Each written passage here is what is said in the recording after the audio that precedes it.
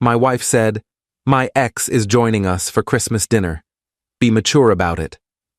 I nodded, of course. What she didn't know was that I invited her ex's fiancé too.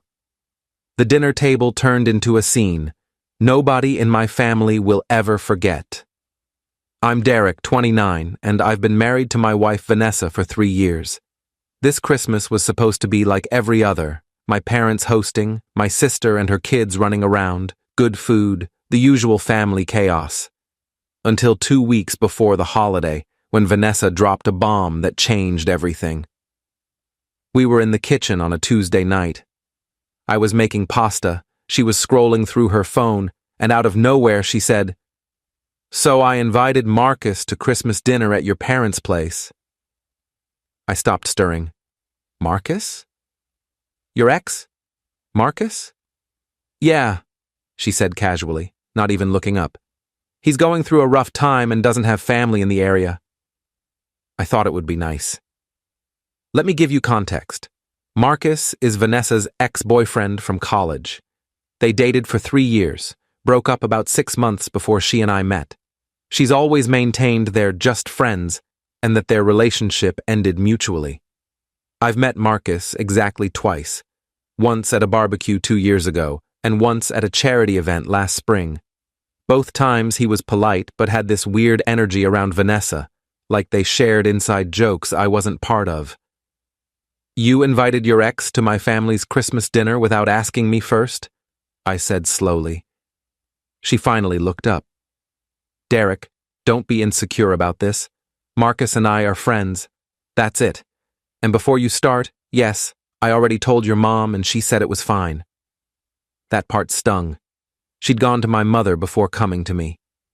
"When did you talk to my mom?" "Yesterday. I called her to ask if we could bring an extra guest and explained the situation. She was totally understanding." I felt my jaw tighten. "Vanessa, that's not the point. You should have asked me first. It's weird to invite an ex to a family holiday." "It's only weird if you make it weird," she said, her tone getting sharper. "Marcus is going through a breakup and I'm being a good friend. I need you to be mature about this." There it was. The "be mature" line. Like I was a child throwing a tantrum instead of a husband whose wife just made a unilateral decision about our holiday plans. "Fine," I said. "He can come." She smiled. "Thank you." I knew you'd understand. I didn't understand. Not even a little bit. But I nodded and went back to stirring pasta while my brain started working overtime. That night, after Vanessa went to bed, I did something I'm not proud of, but don't regret. I went through her phone. I know, invasion of privacy, breach of trust, all of that. But something felt off, and I needed to know if my gut was right. What I found was worse than I expected. Vanessa and Marcus had been texting constantly, multiple times a day for the past 2 months. Nothing explicitly inappropriate, but the tone was way too familiar. Lots of inside jokes, lots of remember when messages, lots of her complaining about me. There was one message from 3 weeks ago that made my blood boil. "I miss what we had. Things were simpler." And her response, "I know." Sometimes I wonder what would have happened if we'd tried harder. I took screenshots, sent them to myself, deleted the evidence that I'd done so. The next day, I did some digging. Turns out Marcus hadn't gone through a breakup recently. He'd gotten engaged 4 months ago. I found his fiancée's Instagram pretty easily. Her name was Claire, and she seemed nice.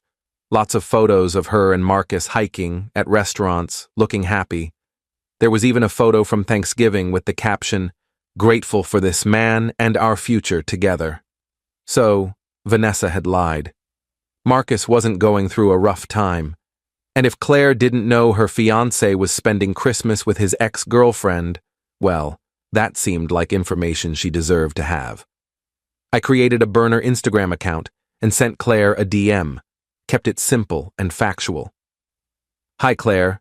You don't know me, but I'm married to Marcus's ex-girlfriend, Vanessa. She invited him to spend Christmas with our family, and I thought you should know, since from your posts it seems like you two are engaged. If you want to talk, here's my number. She messaged me back within an hour. We moved to text. She had no idea Marcus was spending Christmas with Vanessa. In fact, Marcus had told her he was going to a work colleague's holiday party. Claire was upset, but also grateful I'd reached out. We talked for about 30 minutes, and by the end of the conversation, I'd invited her to Christmas dinner too. "Are you sure?" she asked. "Won't that be awkward?" "Probably," I said. "But I'm tired of being lied to, and I think we both deserve to know what's really going on." She agreed. The next week was normal on the surface. Vanessa talked about Christmas plans, what dishes we should bring, whether we should exchange gifts with Marcus.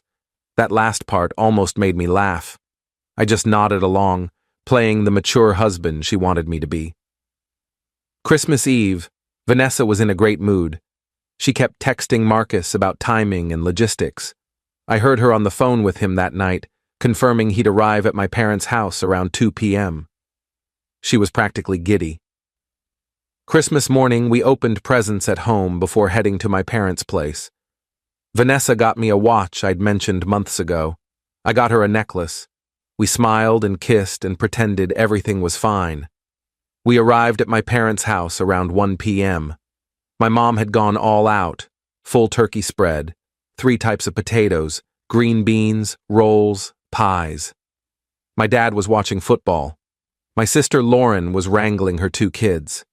It felt normal and warm, and I almost felt guilty for what I was about to do. Almost. Marcus showed up at 2:15 p.m.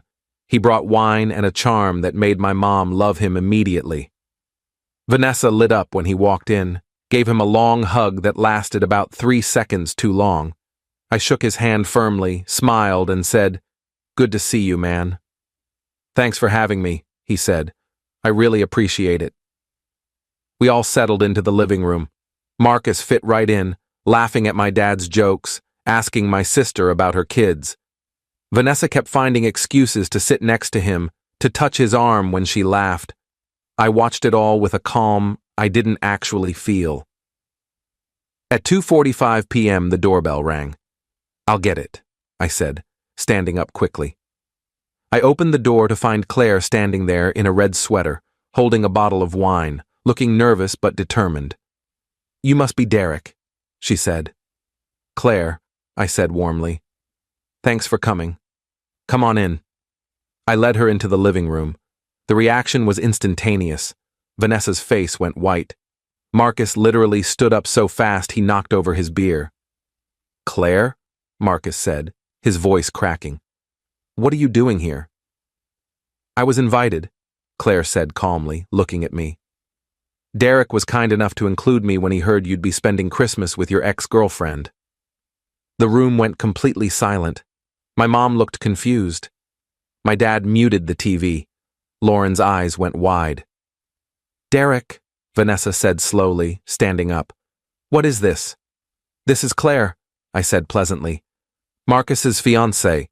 Marcus, I don't think you mentioned to Claire that you were spending Christmas with Vanessa. And Vanessa, I don't think you mentioned to me that Marcus is engaged. So I thought we should all spend the holiday together. You know, be mature about it." I used her words, her exact words. Marcus looked like he wanted to disappear into the floor. "Claire, I can explain." "Explain what?" Claire said, her voice shaking now. "Explain why you told me you were going to a work party? Explain why you're spending Christmas with your ex-girlfriend and her family without mentioning it to me? Explain why Derek had to be the one to tell me what you were doing?" "It's not like that," Marcus started. "Then what is it like?" she shot back. Vanessa turned to me, her face red now. "Derek, this is insane. You invited his fiancée to embarrass me?" "I invited her because she deserved to know where her fiancé was," I said calmly.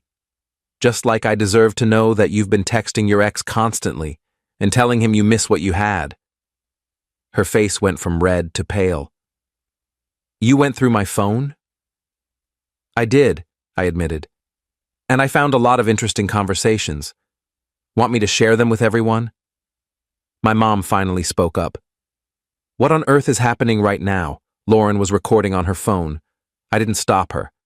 Marcus tried to approach Claire. "Baby, please, let me explain. Vanessa and I are just friends. She was going through some stuff and needed support." "I wasn't going through anything," Vanessa snapped at him. "What are you talking about?" And just like that, their stories fell apart. Marcus claimed Vanessa needed emotional support. Vanessa claimed Marcus was the one going through a hard time. Neither story matched what they'd told other people. They were both lying, and they'd been caught. Claire looked at Marcus with disgust. "We're done. Completely done. Don't come home tonight. Don't call me. I'll have my brother pack up your stuff." She turned to me. "Thank you for telling me. I'm sorry I came to your family's Christmas, but I'm glad I know the truth." "You're welcome to stay for dinner if you want," my mom said quietly, and I loved her for that. Claire shook her head. "I think I need to go. But thank you." She left. Marcus stood there frozen for a moment, then grabbed his coat and followed her out without another word. The door closed. Vanessa stared at me with a mixture of fury and humiliation. "I want a divorce," I said before she could speak. "I've already contacted a lawyer. You can stay at your sister's place until we figure out living arrangements." "Derek," she started. "No," I interrupted. "You brought your ex to my family's Christmas. You lied to me about why. You've been emotionally cheating on me for months. You made me feel crazy for being uncomfortable. So no, we're done." She looked around the room, at my parents, at Lauren, at the dinner table set for a holiday that was now completely ruined, and I watched her realize she had no allies here. She grabbed her purse and left without another word. Update 1. Christmas dinner was awkward, but we got through it.